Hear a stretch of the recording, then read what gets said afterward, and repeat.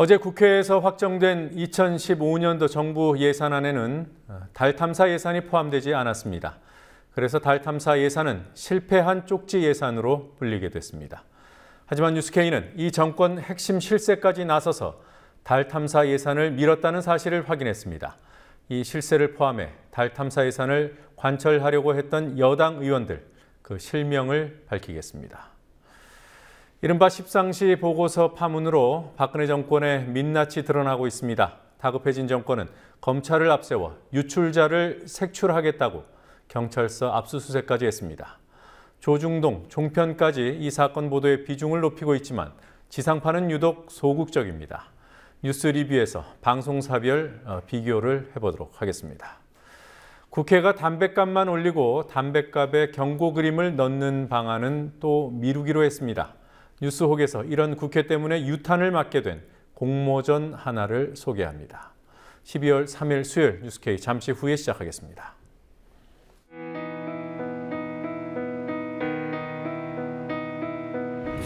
(1960년 4월 19일) 당시 언론은 빨갱이 데모라고 했습니다. 지금 우리는 혁명의 역사로 기억합니다. 1980년 5월 18일 당시 언론은 불순분자의 폭동이라 했습니다. 지금 우리는 독재에 항거한 정의의 역사로 기억합니다. 1987년 6월 10일 당시 언론은 대학생 가두 시위라 했습니다. 지금 우리는 민주주의를 쟁취한 감격의 역사로 기억합니다.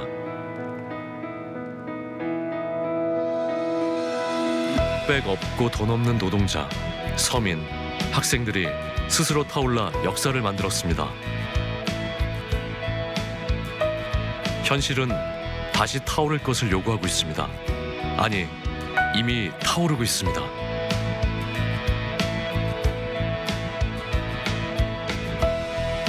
빨갱이를 종북으로, 불순분자를 외부 세력으로, 언론은 말만 바꿨을 뿐 역사를 부정하고 있습니다. 2014년 4월 1일 국민TV가 개국한 이유입니다. 국민TV는 역사를 역사로 기록하겠습니다.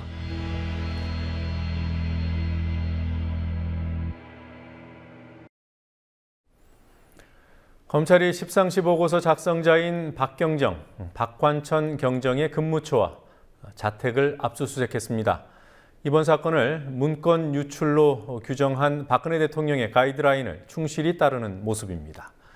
이런 가운데 정윤회 씨의 실세다운 모습을 볼 수 있는 사실, 대통령의 동생 박지만 씨가 정 씨와의 권력 암투에서 밀렸음을 알 수 있는 사실이 새롭게 보도됐습니다. 십상시 보고서 속보 알아보겠습니다. 김종훈 PD. 네, 김종훈입니다. 네, 서울지검이 박관천 경정의 근무처를 압수수색했습니다. 수사의 초점은 역시 문서 유출이라고 볼 수 있겠습니다. 네, 서울중앙지검 특수2부는 오늘 검사와 수사관 30여 명을 동원해 십상시 보고서 작성자인 박경정이 근무하는 서울 도봉경찰서와 서울지방경찰청 정보분실, 자택 등을 압수수색했습니다. 서울경찰청 정보분실은 박경정이 청와대에서 경찰로 원대 복귀하면서 라면 박스 2개 분량의 문건을 2주가량 보관했다고 알려진 곳입니다. 야당은 검찰의 첫 압수수색에 대해 박근혜 대통령의 지침대로 문건 유출에 수사에 초점을 맞추고 있다고 비판했습니다. 새정치민주연합의 서영교 원내대변인 브리핑 들어보시겠습니다. 압수수색 대상은 청와대여야 하는데 경찰서가 압수수색 대상이 되었습니다. 청와대 실세들이 청와대에 있는데 검찰이 무슨 힘으로 압수수색을 하겠습니까? 3인방은 청와대에서 나와서 평범한 사람으로 나와서 수사를 받아야 한다. 이렇게 말씀드리고 싶습니다. 서울지검 특수2부는 박경정에게 내일 오전 9시 30분 출석하라고 소환 통보했고 문건 작성을 지시한 조홍천 전 공직기강 비서관과 홍정식 전 민정수석에 대해서도 출국 금지 조치했습니다. 한편 박경정이 정윤회 씨와 십상시가 회동하는 모습을 담은 사진과 녹취록을 확보한 것으로 알려졌다고 매일경제신문이 오늘 오후 보도했습니다. 십상시 보고서를 보도한 세계일보가 오늘은 박지만 씨가 또 다른 내용의 문건 유출을 청와대에 알렸지만 김기춘 비서실장이 대통령에게 보고하지 않았다는 새로운 기사를 냈습니다. 이 기사는 어떤 의미가 있는 겁니까? 네, 기사 내용이 사실이라면 최근 대통령이 국기문란 사건이라고 의미를 부여한 문건 유출 사건을 김기춘 비서실장과 비서관 3인방이 알고도 대통령에게 즉시 알리지 않았음을 보여줍니다.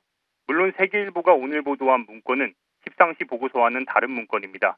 세계일보는 박 대통령의 동생 박지만 씨가 지난 5월 유출된 청와대 문건을 입수해 3인방 중 한 명인 정호성 1부속 비서관, 김기춘 실장, 남재준 당시 국가정보원장에게 전달했다고 보도했습니다. 그러나 김 실장은 누군가의 농단이라고 보고 자체 조사만 한 뒤 대통령에게 보고하지 않았다고 세계일보는 전했습니다. 이 시점은 십상시 보고서 작성을 지시한 조홍천 전 비서관과 작성자인 박경정 등 박지만 씨 측 인물들이 청와대를 떠난 후로 박지만 씨의 제보가 힘을 받을 수 없는 상황이었습니다. 한편 한겨레 신문은 정윤회 씨가 박 대통령을 움직일 수 있을 정도의 실세였음을 보여주는 보도를 냈습니다. 승마 선수인 딸과 정 씨가 승마협회를 좌지우지한다는 보도가 나오자 청와대가 문체부에 승마협회 조사를 지시했고 문체부 조사가 원하는 방향으로 흘러가지 않자 박 대통령이 직접 문체부 담당 국장과 과장을 좌천시켰다는 것입니다. 승마 선수인 정윤회 씨 딸이 특혜를 받았다고 폭로했던 민주연합의 안민석 의원이 오늘은 김진선 전 평창올림픽 조직위원장의 사퇴도 권력 암투와 관련됐다 이런 주장을 했습니다. 근거가 있는 얘기입니까? 네, 아직까지는 안 의원의 주장 외에 구체적인 증거는 나오지 않았습니다. 안 의원은 오늘 아침 당 비대위 회의에서 지난 7월 김진선 평창올림픽 조직위원장의 갑작스런 사퇴를 언급하며 김기춘 실장과 정윤회 사이에 암투와 무관하지 않다는 정황들이 있다고 주장했습니다. 그러면서 안 의원은 여러 근거를 갖고 있다. 여기에 대한 해명을 촉구하고 정확한 조사를 더 하겠다고 말했습니다. 지금까지 국민TV 뉴스 김종훈입니다. 십상시 보고서 파문에 공세를 집중하는 야당이 지금까지 공개된 내용은 10분의 1도 안 된다. 문건이 박스채 나왔다. 이런 주장들을 펴고 있습니다. 야당은 국회 운영위원회를 열어서 청와대 인사들을 국회로 불러낸다는 입장이지만 여당이 이에 응할지는 미지수입니다. 대통령 친인척 비리 막는다는 취지로 도입된 특별감찰관 제도가 5달 동안 감찰관 임명도 못하며 개점 휴업 상태인 이유가 정권 핵심만 알고 있었던 권력 암투 때문이 아니었겠냐는 의문도 제기됩니다. 국회 중계 카메라 나가 있습니다. 곽보아 PD. 새정치민주연합에서 국회 운영위 개최를 요구하고 있다고 들었습니다. 고위전략회의에서 결정한 방안입니까? 네, 운영위 소집 요구는 고위전략회의 전에도 나왔고 오늘 고위전략회의에서도 재확인된 방안입니다. 대통령 비서실을 담당하는 운영위는 여야 간사 합의만으로도 열 수 있고 김기춘 비서실장과 이재만 총무비서관 등의 출석을 요구할 수 있습니다. 한정혜 민주연합 대변인은 오늘 청와대가 스스로 부인과 침묵에서 벗어날리 만무할 만큼 국회 운영위원회를 하루속히 소집해 이들 의혹에 대해 청와대 관계자들에게 직접 확인해야 한다고 강조했습니다. 민주연합 원내지도부와 십상시 국정농단 진상조사단은 오늘 오후 고위전략회의를 비공개로 열어 대응 방안을 논의했는데요. 국민TV는 진상조사단 소속 박수현 의원에게 활동 방향에 대해 들어봤습니다. 박지원 전 원내대표께서 언론에 나가서도 말씀하셨고 저희들에게 말씀을 해주신 것은 2명의 관계자와 통화를 했다는 것입니다. 네. 그거에 의하면 현재 세계일보가 가지고 있는 자료가 이미 공개한 것은 10분의 1도 안 된다라고 하는 것을 분명하게 전해 들었고 거기에는 사생활 등을 포함한 어마어마한 내용들이 들어있다. 이제 뭐 그런 것들이 저희 지도부나 저희 조사단에 이제 제보가 올 수도 있고요. 저희가 확보할 수도 있는데 그런 말에 미루어서 보면 감춰진 사실들이 많이 있다라고 하는 것을. 민주연합은 또 대통령 친인척에 대한 감사원 수준의 조사권을 갖는 특별감찰관제 시행을 촉구하고 있습니다. 특별감찰관법은 지난 3월 제정됐지만 7월 특별감찰관 후보 3명이 발표된 후 새누리당 때문에 임명 절차가 5달째 진전을 보지 못하고 있습니다. 민주연합은 여당이 특별감찰관제 시행을 피하기 위한 꼼수를 부리는 것으로 보고 이번 사건을 계기로 시행해야 한다고 요구하고 있습니다. 인재근 비대위원은 대통령 대선 공약이었던 특별감찰관 제도는 대통령 친인척과 권력형 비리를 막겠다는 강력한 의지였다며 내일이라도 당장 청와대는 특별감찰관을 임명해야 한다고 말했습니다. 자, 그동안 특별감찰관이 임명되지 않은 건 이런 권력 암투가 있다는 것을 알았기 때문이 아닐까 싶기도 합니다. 자, 새누리당은 어제 문건 등장인물들의 인권을 보호해야 한다는 엉뚱한 주장을 했습니다. 이런 입장은 변함이 없는 겁니까? 네, 그렇습니다. 새누리당은 해당 문건의 내용이 사실이 아닐 가능성이 높고 만약 그렇다면 3인방의 인권이 매도당한다. 그러니까 3인방을 매도하는 것이 될 것이라고 설명했습니다. 새누리당의 이장우, 윤현석 두 원내대변인의 말 차례로 들어보시겠습니다. 그건 거의 지화를 막나라고 일반 모든 국민들이 다 똑같은 거죠. 난 그렇게 봐요. 누구도 만약에 사실이 아닌 거 가지고 사람을 매도한다든가 왜곡돼서 문제가 된다면 그건 진짜 심각한 문제예요. 그래서 우리요 검찰 수사 이런 걸 다 지켜보고 네. 정말로 그 문건에 대한 여러 가지 인지를 밝혀야 되는데 현재로는 뭐 제대로 밝혀진 게 없잖아요. 오늘 그분들은 굉장히 억울하겠죠, 지금. 굉장히 억울하겠죠. 그러니까 소위 그 문건에 나와 있는 게 지금 기초적인 사실관계도 다 틀리거든요. 뭐 식당에서 만났다는데 그 식당에는 전혀 그런 적이 없다 그러고 있고 그래서 상당히 억울하게 생각합니다. 한편 새누리당은 정윤회 씨와 십상시 보고서 작성을 주도한 조응천 전 청와대 비서관에 대해선 두 사람 다 문제라는 식으로 싸잡아 비판하는 전략을 보였습니다. 김영우 새누리당 대변인은 두 사람을 겨냥해 한때 정치권에서 또 청와대에서 국가를 위해 일했던 사람들로서 전 국민을 상대로 벌이는 진실게임 공방은 참으로 목불인견이라며 할 말이 있다면 검찰에서 밝히라고 말했습니다. 이에 대해 민주연합의 김진욱 부대변인은 새누리당 대변인단이 청와대와 관련된 일이라면 무조건 감싸고 들려는 자세를 보이는 게 목불인견이라고 반박했습니다.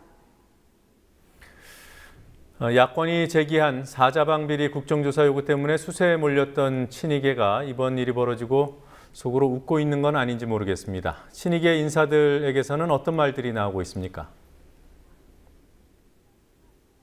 네, 친박계가 사자방 국정조사를 받지는 않을까 경계하던 친이계는 십상시 문건 파문을 틈타 목소리를 내고 있습니다. 친이계인 정병국 새누리당 의원은 오늘 당 최고중진연석회의에서 청와대 비서실 기능이 너무 비대하다는 생각을 과거부터 해왔다며 그간의 불만을 드러냈습니다. 정 의원은 국정운영 전반이 투명하지 못하고 소통이 제대로 되지 않으면 비선, 소위 말하는 권력 실세가 대두된다며 이렇게 되면 정부에 대한 신뢰와 권위는 추락하게 되고 공직 기강은 해이하게 되면서 대통령의 내임덕이 시작되는 역사적 현실을 봤다고 말했습니다.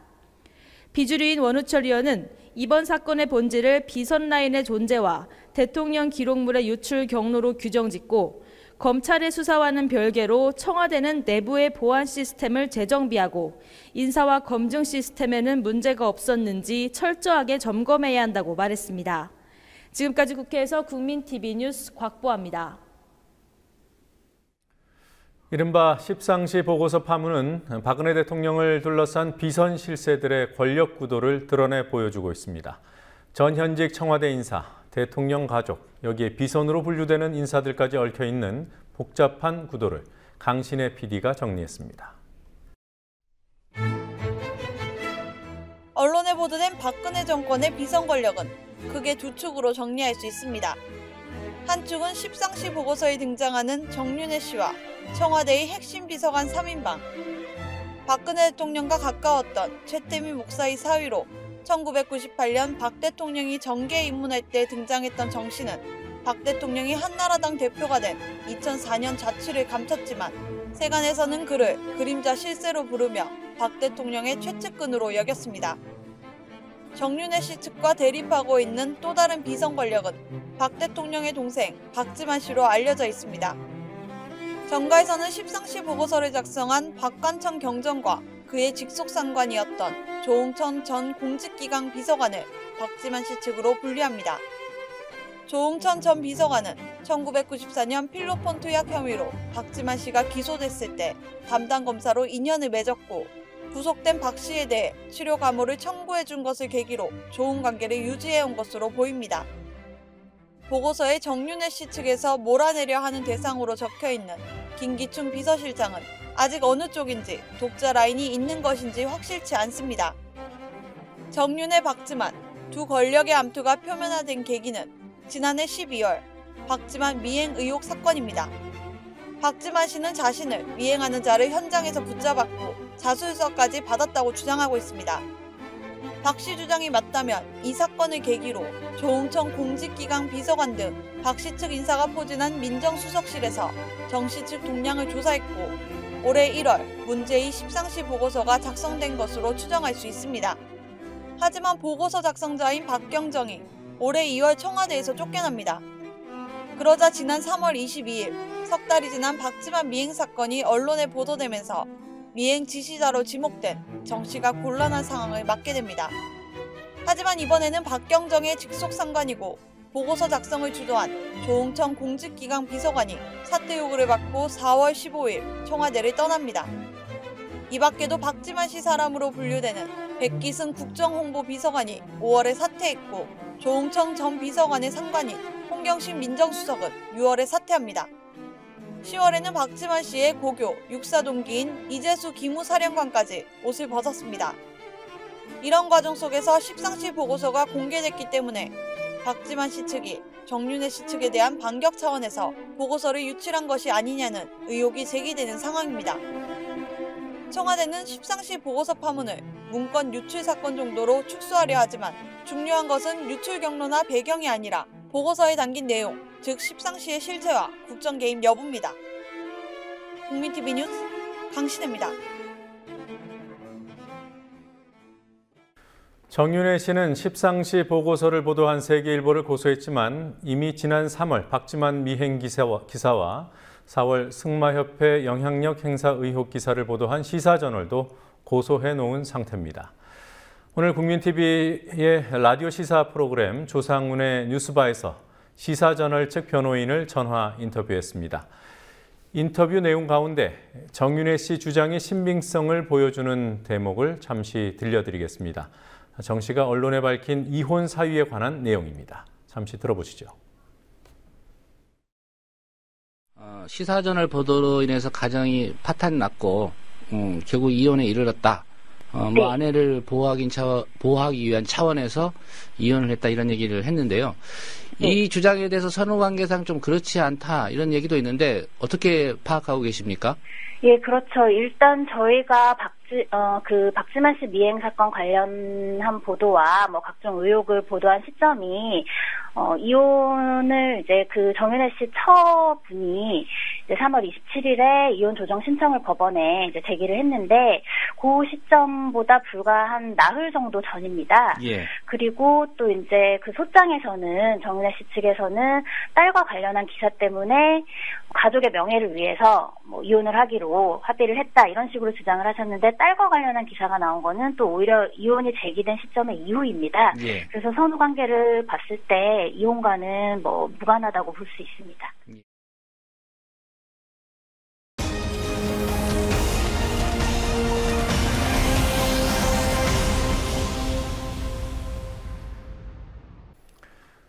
여야가 이미 제출된 정부 예산안을 놓고 한참 심사를 벌이던 지난달 초 달 탐사 예산 410억 원이 추가로 요구됐습니다. 야당에서 쪽지 예산이라는 비판이 제기됐고 뉴스K는 정부의 달 탐사 계획이 미 항공우주국 나사 궤도선의 본체와 외국 부품을 사실상 조립하는 방식임을 단독 보도했습니다. 다행히 어제 통과된 정부 예산안에 달 탐사 예산은 포함되지 않았습니다. 뉴스K는 부실한 계획으로 부당하게 집행될 뻔한 달 탐사 예산을 끝까지 반영하려고 했던 국회의원들을 확인했습니다. 조아라 PD가 단독 보도합니다. 달 탐사 예산의 편성이 국회에 요구된 시점은 지난달 초. 정부 예산안이 제출된 지 한 달 이상 지난 뒤였습니다. 당시 새정치민주연합 서영교 의원은 올해부터 쪽지 예산을 받지 않겠다고 여야가 선언했음에도 정부가 국회의원들을 통해 달 탐사 쪽지 예산을 들이밀었다고 주장했습니다. 서 의원은 정부의 달 탐사 계획이 2017년 대선에 맞춰 궤도 탐사선을 발사하는 급조된 대선 이벤트라고 지적하기도 했습니다. 2017년 말에 대선이 있습니다. 그럼 2017년 중간에 달을 향해서 궤도선을 쏘는 이벤트 쇼가 벌어지게 되는 거죠. 국민들이 달을 바라보는 그 순간 대선 판도를 바꾸려고 하는 음모나 의혹이 들어있는 건 아닌가, 이렇게 국민들이. 뉴스케이가 예비 타당성 조사 보고서를 입수해 확인한 결과 실제로 정부의 달 탐사 계획은 1단계 발사 일정을 2017년에 맞추기 위해 미 항공우주국 나사의 궤도선 본체를 그대로 들여오고 그 조건으로 외국 부품을 60% 이상 구매하는 방식이었습니다. 결국 정부가 강조한 자력 발사는 허풍이었습니다. 그럼에도 달 탐사 초기 예산 410억 원은 해당 상임위인 미래창조과학방송통신이 미방위를 통과해 예산 결산 특위로 넘겨졌습니다. 뉴스케이는 우선 미방위 의결 과정에서 과연 누가 달 탐사 예산 편성을 요구했는지 확인했습니다. 새누리당 미방위 소속 의원 중에는 서상기, 민병주, 배덕강 의원 등 5명이 달 탐사 예산을 요구했고 야당 의원도 1명이 여기에 동조했습니다. 다만 야당 의원은 예결위 심사 과정에서 입장을 바꿔 예산 반영에 반대했습니다. 예결위에서 달 탐사 예산을 요구한 의원은 달 탐사 주무부처인 미래창조과학부가 작성한 예결위 전체 회의 서면 답변서를 입수해 확인할 수 있었습니다. 11월 7일 예결위 4차 회의를 위한 새누리당 홍문표 의원의 서면 질의 내용입니다. 우주강국 실현이라는 국민과의 약속을 실천하기 위해 달 탐사 내년도 사업비 410억 원을 적극 반영할 필요가 있다면서 정부 입장을 물었습니다. 미래창조과학부는 전적으로 공감한다며 국회 지원을 요청했습니다. 11월 10일 5차 회의 때는 박근혜 대통령의 최측근인 이정현 의원과 같은 당 심학봉 의원이 나섰습니다. 이정현 의원은 예비 타당성 조사 결과가 정부 예산안 국회 제출 이후에 완료돼 예산이 전액 미반영된 점을 지적하며 달 탐사 사업 예산 410억 원의 반영이 필요하다고 했습니다. 심학봉 의원도 이 의원과 토시 하나 틀리지 않는 서면 질의를 했습니다. 야당에서는 달 탐사 예산을 막을 수 있어 다행이지만 여당 실세까지 개입한 쪽지 예산 관행을 반드시 근절하는 계기로 삼아야 한다고 지적했습니다. 급하게 정부가 의원들 통해서 청부 입법처럼 청부 쪽지로 넣어놨는데요. 청부 쪽지 예산 안 된다. 그리고 정말 준비 잘해서 우주에 제대로 된 우주선 쏘아 올릴 수 있는 준비하고 그것이 기술로 남을 때 우리는 그 예산을 도와줄 수 있다. 국민TV 뉴스 조아라입니다. 민변 소속 변호사들을 압박해온 검찰과 언론, 정치인을 상대로 전방위 전면 대응에 나섰습니다. 대응 특위를 구성하고 소송을 제기했습니다. 특히 검찰의 변호사 징계 신청에 대해서는 적극적인 조사 촉구로 정면 돌파하겠다고 밝혔습니다. 김현주 PD가 보도합니다. 민주사회를 위한 변호사 모임 민변이 검찰의 공격에 전면 대응을 선언했습니다. 지난 10월 검찰이 대한변협의 민변 소속 변호사 7명을 징계해달라고 신청하자 민변이 이에 대응하는 특위를 구성하고 공식 출범 회견을 열었습니다. 검찰은 해당 변호사들이 각종 집회에서 경찰의 공무집행을 방해하고 의뢰인에게 묵비권 행사를 강요하는 등 변론권을 남용했다고 주장합니다. 하지만 횡령, 배임 등 개인 범죄가 아닌 이유로 징계 개시 신청을 한 것은 이례적입니다. 특히 기소되지 않았고 수사 대상이 아닌 변호사들까지 징계를 신청한 것은 최초라는 것이 민변의 주장입니다. 민변은 민변 변호사들이 담당한 서울시 공무원 간첩 사건에서 유우성 씨가 무죄 판결을 받고 오히려 간첩 증거 조작이 드러나자 화풀이 차원에서 탄압을 하고 있다고 지적합니다. 사법기관에서 무죄 선고를 받고 심지어는 그것이 증거에 대한 문제까지 가장 생명과 같은 증거에 대한 문제까지를 지적받은 무죄 판결 직후에 그 변호인들을 포함한 사람들에 대한 여러 건의 기소와 징계를 청구하는 것은 그 잘못을 전혀 인정하지 않는다는 것이고 오히려 형식적으로 부여된 국민에 의해서 부여된 권한을 그에 대한 화풀이로 사용하는 것이 아니냐라는 의문을 가지게 하기에 충분하다는 의미에서 이 부분은 민변은 검찰의 민변 탄압이 성공할 경우 변호사 사회 전반이 위축되고 결국 국민 기본권도 제약될 수밖에 없다며 관심을 촉구했습니다. 어떤 부당한 공권력에 의해서 그 부분을 항변할 기회를 가질 수 있는데 그 항변을 대신해줄 변호인이 자신의 위험 때문에 그 행동이 위축된다면 그것은 결국 국민 기본권의 위축으로 반드시 이어질 것입니다.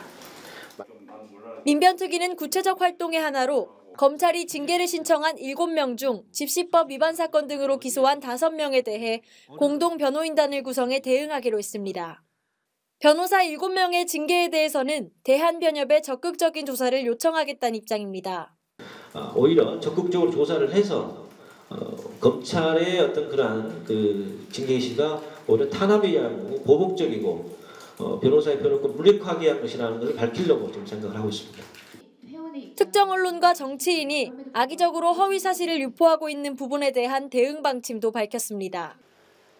민변은 우선 민변 변호사들 막가는 행동 등을 보도한 조선일보와 반역 행위를 하고 있다는 등의 발언을 한 새누리당 김진태 의원에 대해 민사소송을 제기했습니다. 저희들이 오늘 이 조선일보와 김진태 의원에 대해서 소장을 접수할 예정입니다만 사실 이것만으로 그치지는 않을 것 같습니다. 그러니까 저희들이 아주 일상적으로 모니터링을 하고 있고 추가적으로 이와 비슷한 발언을 하거나 또는 이보다 더 심한 발언을 하는 사람들도 있다고 저희들은 알고 있습니다만 이에 대해서 추가적인 조치를 분명히 취할 생각입니다. 참여연대 등 13개 시민단체는 오늘 오전 대한변호사협회 앞에서 기자회견을 열어 민변 소속 변호사 7명에 대한 징계 거부를 촉구했습니다.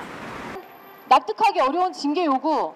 이들은 대한변협이 검찰의 압력에 굴복하지 말아달라고 요청했습니다.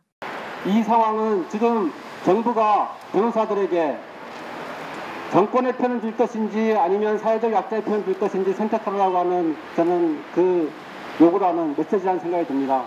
즉각 이러한 민변 소속 변호사들에 대한 징계 조치를 철회할 것을 촉구하면서 오늘 대한변협에서도 이런 시민들의 의견을 잘 받아주기를 요청합니다. 검찰이 징계 개시 신청을 한 지 한 달이 넘었지만 현재까지 대한변협은 민변 변호사들의 징계 여부를 결정할 조사위원회를 열지 않은 상태입니다. 국민TV 뉴스 김현주입니다. CNN 케이블 방송 비정규직 노동자들이 대형 전광판 위에서 고공농성을 벌이고 있는 곳에 새정치민주연합 지도부가 방문했습니다. 문희상 비대위원장은 정치의 본령에 대해 말했고 노동자들은 야당에 더 큰 역할을 주문했습니다. 오늘 만남이 끝난 뒤 노조는 사측이 해결 의지가 있는 것처럼 언론 플레이를 하고 있다며 실질적인 해결 방안을 내일까지 제시하라고 요구했습니다. 영상으로 보시겠습니다. 정치의 본령은 배고픈 사람 배부르게 하고 등 시린 사람 등 따숩게 하고 그리고 억울한 사람 옆에서 눈물 닦아주고 그들과 함께하는 것, 같이 울어주는 것, 그것이라고 생각해서 만인적으로 인터넷과 밑에서 저희를 지켜봐주시는 많은 시민분들과 저희 동지들이 있기 때문에 아직 견딜만 합니다. 그러나 아까도 내가 말씀드렸지만 동트기 직전 새벽이 제일 어둡더라고. 이제 새벽은 다가오고 해는 다시 뜬다고 저는 생각합니다. 정말 우리 열심히 하고 있고 해결하려는 의지가 있다. 솔직히 이런 모습을 보이고 있다. 저는 이게 이 자체만으로 언론 플레이다. 제가 욕심일 수 있겠지만 저희들한테 의원님들의 힘이 절대적이고 절실하게 필요합니다.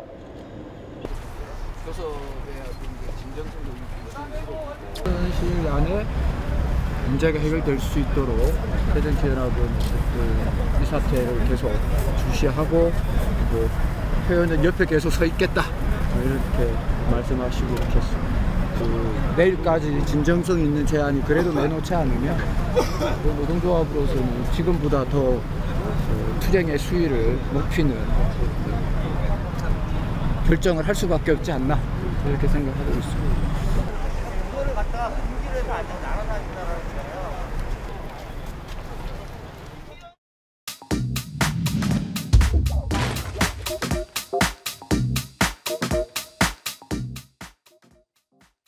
개정 의사정책 실험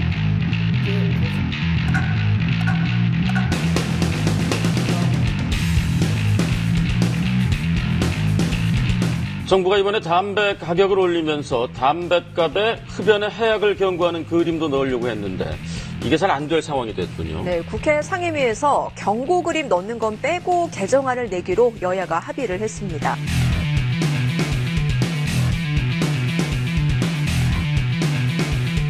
국회의원들이 담배 회사의 조직적 로비에 당한 거 아니냐, 금연단체들의 이런 비판이 거셉니다.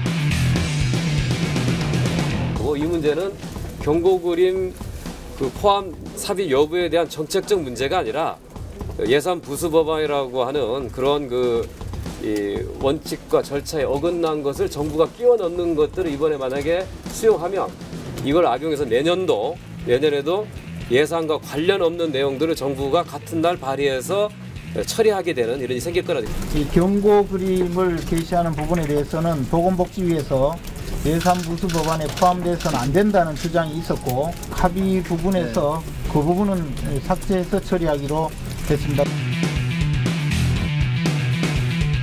그래서 보건복지위원회에서 경고 그림을 게시할지 여부에 대해서는 의논하기로 했습니다. 현재 국회의 복지위원회 법안소 여야 의원들은 거의 대부분이 담배 경고 그림 삽입을 찬성합니다. 상임위는 열면 그렇게 통과될 거라 생각하고.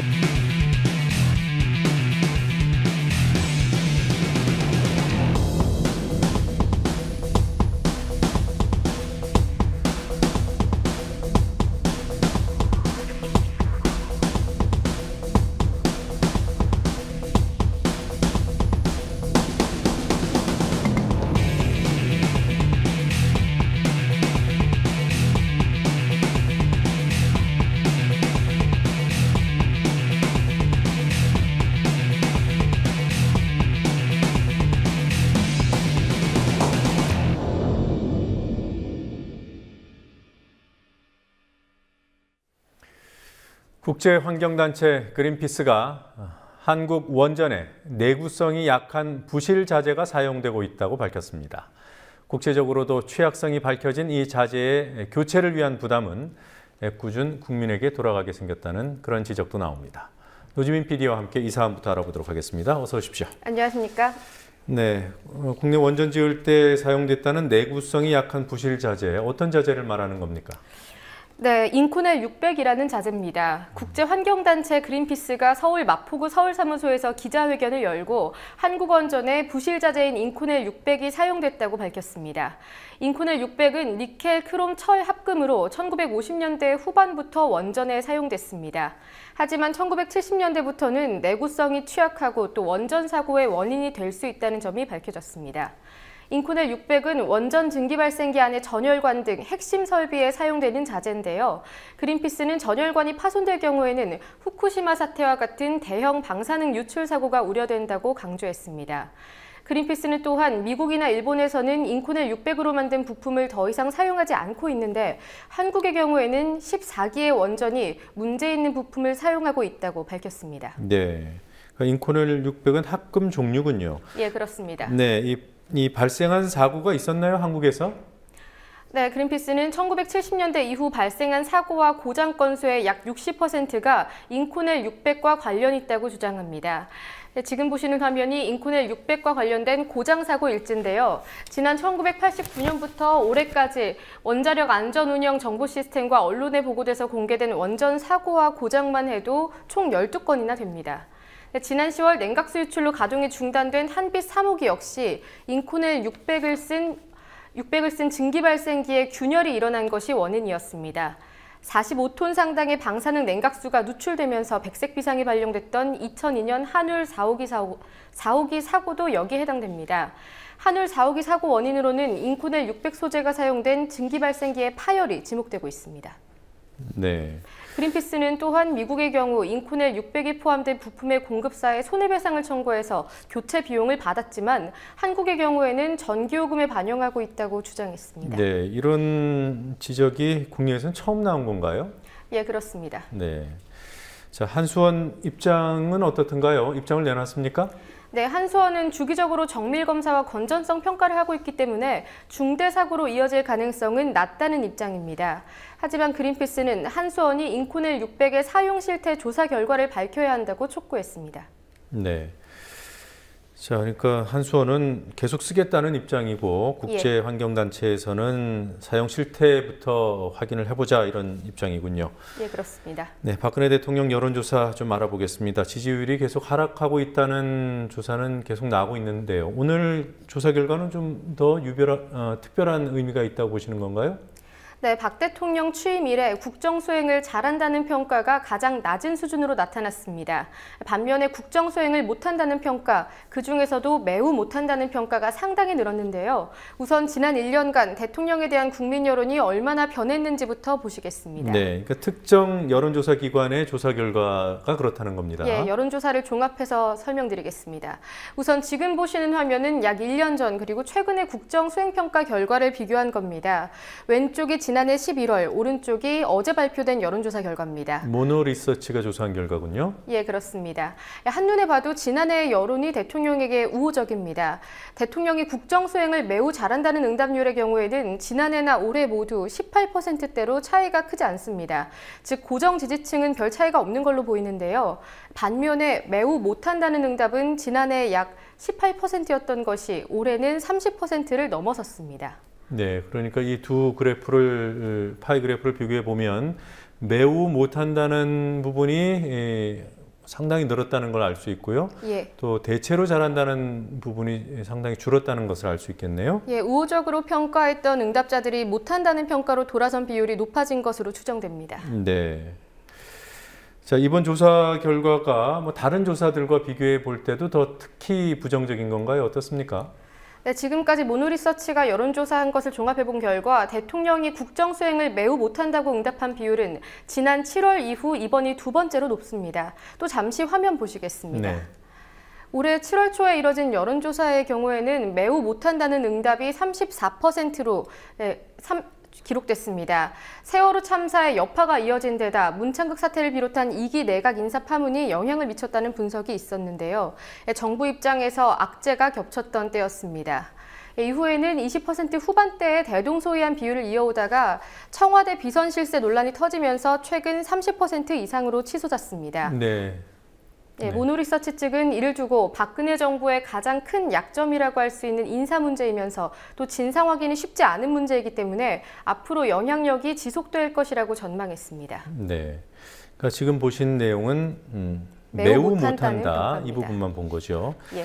그리고 긍정적인 평가도 가장 낮은 수준이라고 했는데요. 어느 정도로 떨어져 있습니까? 네, 이번에도 화면을 통해서 설명드리도록 하겠습니다. 네, 그래프 보죠. 예. 박 대통령의 취임 이후부터 최근 여론조사까지 긍정평가와 부정평가의 추이를 비교해봤는데요. 박 대통령이 잘한다는 응답률은 취임 직후 60%로 시작해서 지난 한 해 50%대를 유지했지만 올해 들어서는 40%를 벗어나지 못하다가 이번에 최저치를 기록했습니다. 반면에 못하고 있다는 평가는 취임 초기에 비해서 확연히 늘었습니다. 지난 7월 부정평가가 과반을 넘어선 이래 최근 평가에서 다시 50%에 가까워졌습니다. 네. 자, 그리고요, 뭐 최근에 가장 큰 관심사 가운데 하나가 십상시 보고서, 이른바 정윤회 파문 아니겠습니까? 예. 근데 이 보도를 대부분 언론사들이 비중을 키워서 하고 있는데 지상파는 좀 다르다 그래요. 네, 최근 정윤회 문건에 이목이 집중되는 만큼 진보 보수 언론 모두 이 사안에 집중하고 있습니다. 종편 방송사들 역시 마찬가지입니다. 반면에 지상파 3사는 이 논란에 소극적으로 대응하거나 또 관련 인물들을 대변하고 있다는 지적이 제기되고 있습니다. 민주연합 최민희 의원이 공개한 문건을 보면 지상파와 종편 간의 보도 비중이 확연히 눈에 띕니다. 세계일보 최초 보도로 정윤회 국정개입 의혹이 불거진 지난달 28일부터 보시면 종편 3사 모두 뉴스 앞머리부터 6개의 리포트로 이 사안을 다뤘는데 지상파 3사는 각 한 꼭지씩만을 다뤘습니다. SBS를 제외하면 11번째, 17번째, 순서도 상당히 후반부입니다. 또 다음 날과 그 다음 날까지도 지상파 메인 뉴스는 각 한두 개의 리포트뿐이었는데요. 종편은 적게는 3개에서 최대 6개까지 다수의 리포트로 사안을 다뤘습니다. 네, 이게 지금 메인 뉴스들만 비교한 거고요. 예, 그렇습니다. 그 이후에는 어떻습니까? 예, 다음 화면 보시겠습니다. 12월 1일의 경우에는 좀 다릅니다. 박 대통령의 입장 발표가 있었던 날인 만큼 지상파와 종편 모두 여러 꼭지를 할애했습니다. 논란이 증폭되면서 종편은 그 다음 날의 보도 비중을 더 늘렸는데요. 하지만 지상파는 다시 비중을 줄였습니다. 이렇게 지난 5일간 각 방송사별로 정윤회 국정개입 의혹을 다룬 개수를 비교해 보니까요. 지상파 3사는 10개 안팎에 불과했고 종편은 그 3배 수준인 30개 안팎이었습니다. 네, 30건에 육박하는 보도 건수였고요. 12월 1일 같은 경우에 유독 KBS, MBC, SBS의 보도 건수가 다른 날에 비해서 조금 높았지만 그건 박근혜 대통령의 입장이 나왔기 때문이다. 이렇게 분석이 되는군요. 네. 예, 그렇습니다. 저희 보도 횟수만 단순 비교할 수는 없는 거고요. 내용은 어땠습니까? 네, 논란이 촉발된 지난달 28일 그리고 대통령 입장 발표가 이루어지면서 지상파가 가장 많은 사안을 보도했던 지난 1일의 헤드라인들을 보시겠습니다. 네. 먼저 첫날의 경우에는 지상파 3사 모두 문건 파문과 함께 청와대의 입장을 담았습니다. 그런데 보시다시피 문장의 구조나 내용이 판박이에 가깝습니다. 다음으로 지난 1일의 헤드라인을 보겠습니다. 네, 박 대통령의 말을 그대로 인용해서 지상파 3사 모두 헤드라인에 사용했는데요. 문건 유출에 대한 국기문란 행위라는 것을 강조하고 또 책임자를 일벌백계 하겠다는 내용으로 박근혜 대통령과 정부 측 주장과 동일합니다. 네, 오늘은 어떻습니까? 네, 오늘 5시 뉴스에서는 지상파 3사 모두 문건 작성자인 박모경정에 대한 검찰의 압수수색 소식을 다뤘습니다. 1분 내외의 짧은 리포트나 전화 연결이었고요. 네, 반면에 정윤회 씨의 승마협회 개입설을 비롯한 기타 현안들은 언급되지 않았습니다. 지상파의 보도 행태에 대한 비판은 내부에서도 나오고 있습니다. 전국 언론노조 KBS 본부는 오늘 자사의 보도를 비판하는 성명을 내고 유능한 기자들을 모아서 TF팀을 꾸려야 한다고 촉구했습니다. 네. 그리고요, 검찰이 조희연 서울교육감을 기소하기로 했어요. 어떻게 된 내용입니까? 네, 서울중앙지검이 오늘 조교육감을 공직선거법 위반 혐의로 기소한다고 밝혔습니다. 내일 공소시효 만료를 하루 앞두고 결정된 방침입니다.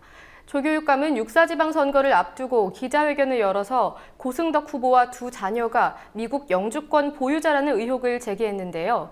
하지만 영주권 보유자가 아니었던 고승덕 후보는 조희연 당시 교육감 후보를 허위사실 공표 혐의로 선관위에 고발했습니다. 네, 그럼 그 당시 선관위에서 조치가 있었습니까? 어땠습니까? 네, 선관위는 주의 경고 조치를 취했습니다. 하지만 보수단체가 조교육감을 고발했고 검찰은 뒤늦게 오늘 기소를 결정한 겁니다. 조교육감은 오늘 사안으로 보나 일정으로 보나 무리한 표적 수사라면서 재판 절차에 당당히 임하겠다고 밝혔습니다. 네. 자, 그리고 지난 9월이었던가요? 그 원세훈 전 국가정보원장에 대한 판결이 나왔을 때 이를 공개 비판했던 현직 판사가 있습니다. 예. 김동진 판사였죠? 징계를 받게 됐더군요. 네, 대법원 징계위원회는 원세훈 전 국정원장의 판결을 비판했던 김동진 부장판사에게 정직 2개월의 중징계를 내렸습니다. 징계위는 김 부장판사가 법관의 품위유지 의무를 명시한 윤리강령 그리고 구체적 사건에 대해서 공개적 논평을 금지한 권고를 위반했다고 설명했습니다. 김 부장판사는 지난 9월 원 전 국정원장의 공직선거법 위반이 무죄라는 결정이 내려지자 지록위마 판결이라고 비판했습니다. 내부 코트라넷에 게시됐던 이 글을 대법원이 바로 직권 삭제했고요. 2주 뒤에는 수원지법이 김 부장판사가 법원의 위신을 저하시켰다면서 대법원에 징계를 청구했습니다. 네, 사슴을 가리켜서 말이라고 하는 지록 위마. 예. 이거 뭐 원수현 판결도 그렇습니다만 이번 징계 결정 또한 지록 위마라는 비판을 받을 수 있겠습니다. 여기까지 듣겠습니다. 수고했습니다.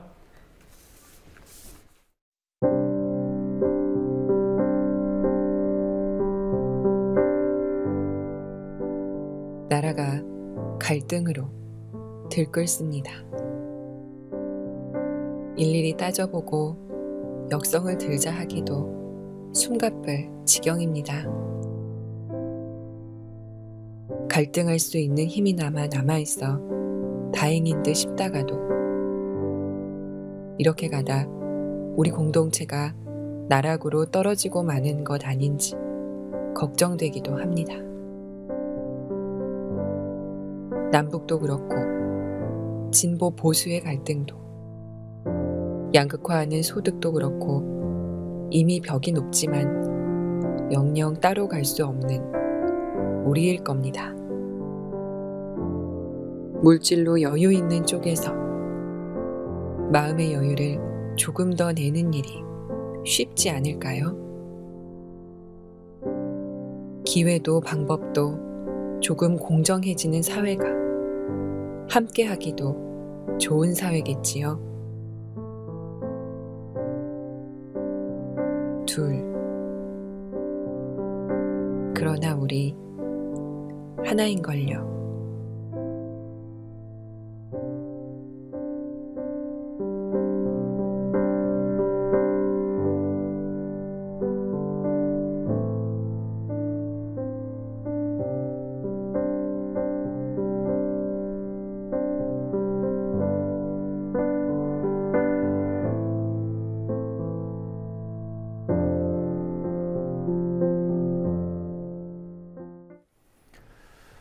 뉴스K는 오늘 달 탐사 쪽지 예산 관련 기사에서 새누리당 이정현 의원과 더불어 달 탐사 예산 편성을 요구한 국회의원 중에 새누리당 서상기 의원이 포함되어 있다고 보도했습니다.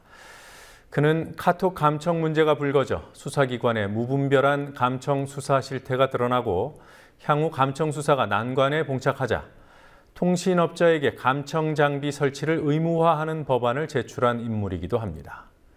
이번 국정감사에서는 자신의 또 다른 직함인 국민생활체육회장 자격으로 감사위원이 아니라 증인석에 앉아 의원 겸직의 폐해를 온몸으로 보여줬습니다. 그런 그가 상을 받았습니다. 과학기술 분야 최우수 의정상입니다. 연총이라고 줄여서 부르는 정부출연연구소 연구발전협의회 총연합회가 올해 국정감사 과학기술 분야에서 최우수 의정 활동을 한 의원으로 서상기 의원을 선정했습니다.